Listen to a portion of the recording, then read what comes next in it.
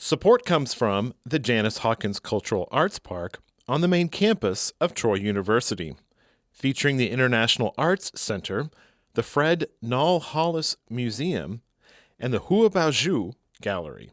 More information at troy.edu/artspark. From Troy Public Radio, this is In Focus, and I'm Carolyn Hutchison. On the exchange today, Amanda Senn, director of the Alabama Securities Commission, discusses elder abuse in the context of financial exploitation. She shares the red flags to look out for with loved ones.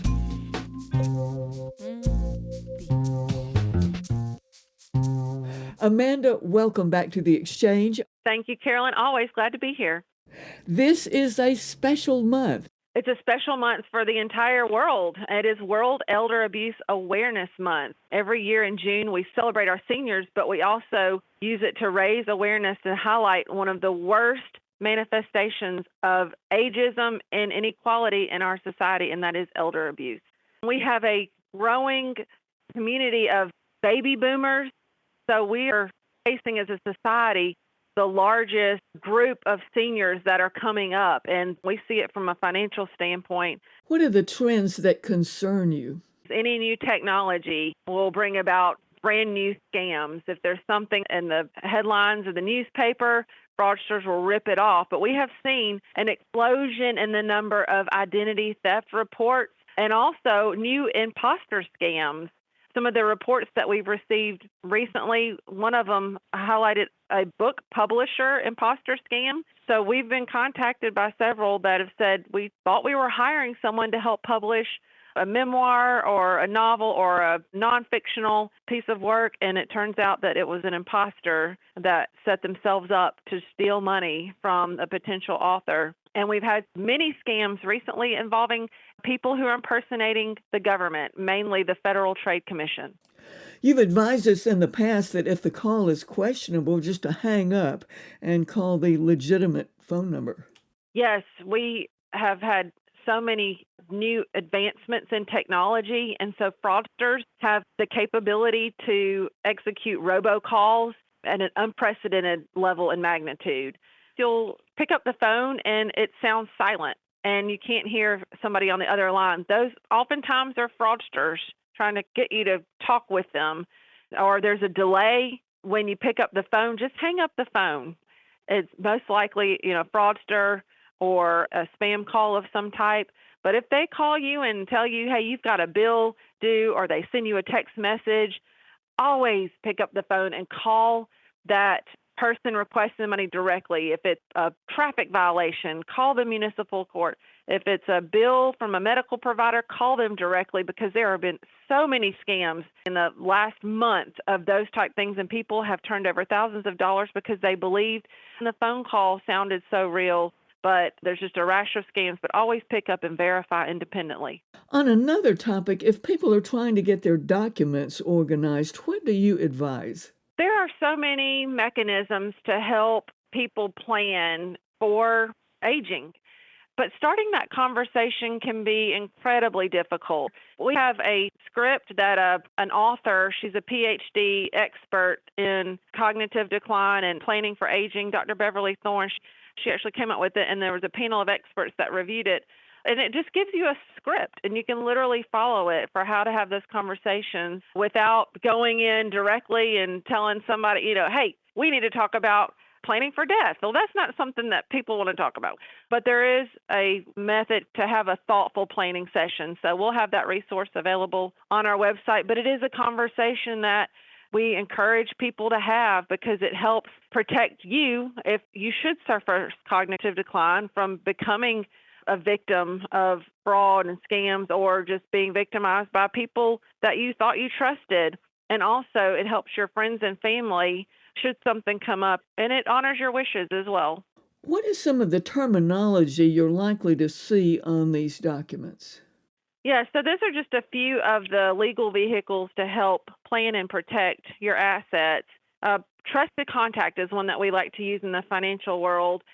And that is just someone that you trust. It doesn't have to be a family member. It can be your lawyer or an accountant, a close friend that will not have access to your accounts. A trusted contact is not someone who has access to your financial accounts or medical information, but it's someone that the financial professional, whether it's a bank or a credit union or a financial planner or a hospital, can contact if they suspect something is wrong, whether you've been exploited or you're in danger. It's just somebody that they trust that they can call to check on you.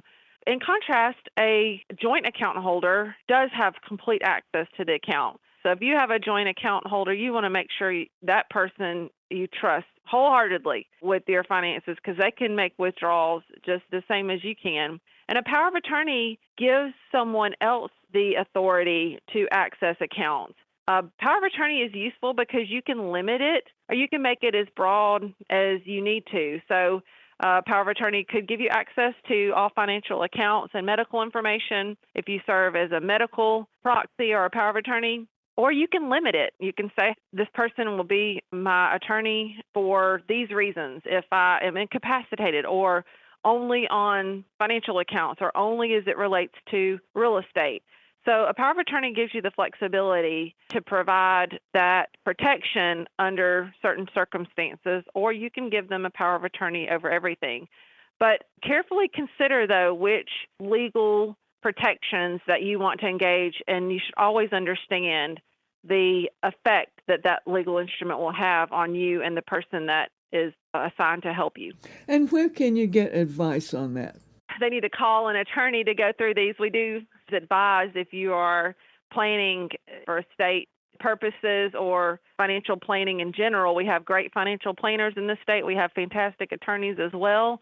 So a financial professional can help you with that. An attorney, for questions about trusted contacts, we're certainly happy to talk with you at the Alabama Securities Commission, but, talk with your medical provider. Sometimes they have specific forms that they can provide you for medical proxy and power of attorney. What are the latest problems you're seeing with financial exploitation of seniors? Because of the advancements in artificial intelligence and the sophistication of these cyber crimes and these cyber criminals, oftentimes the person that will be in a position to detect financial exploitation are the financial institutions themselves. Large or uncharacteristic withdrawals are a pattern. Like if you have routine payments that come out and then all of a sudden you have a several $100,000 lump sum that comes out, those are often suspicious transactions. Changes to legal documents or beneficiaries that seem unusual. If someone says, I just took my kids out of my will and I added this new friend of mine, of course that would be very suspicious. Isolation from family members. We've had so many cases that came to us through family members and they said, I just can't get my grandfather on the phone anymore. He has a caretaker and the caretaker's always answering the phone, and really strange and unusual circumstances like that where there's isolation. Unpaid bills, if you're helping a family member out and you notice bills sitting around or phone calls from debt collectors, victims themselves shared with us, they've received pressure to make quick financial decisions. Oftentimes, it was the urgency of the need to make that transaction or provide those funds that was the red flag. And of course, if there are payments that are requested to be made in cryptocurrency or you're directed to get a gift card, 100% a fraud or scam. So hang up the phone, ignore the text, delete them, contact us if you need more information. On your website, asc.alabama.gov, there is a suggested conversation starter with loved ones about finances. Can you tell me more about that?